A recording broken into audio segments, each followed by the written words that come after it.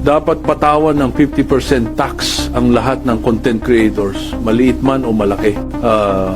Ang dali kasing kumita sa social media ngayon, isang upload lang, libo-libo agad ang kita. Kaya patas lang na mag-ambag din sila sa buwis, tulad ng ibang nagtatrabaho ng todo. Ayan na naman! Kumalat na naman ang fake news. This time, gamit pa ang mukha at boses ni Senate President Tito Soto o Tito Sen sa isang AI-generated video. Paalala ni Tito Sen, basta't masamang balita, huwag agad maniwala.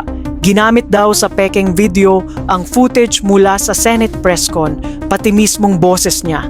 So eto nga ay tungkol sa paggamit sa kanya ng isa o dalawa di umanong fake news peddlers sa isang obvious na AI-generated video na kung saan daw ay nanawagan siya ng 50% tax sa mga content creators. At sino pa nga ba ang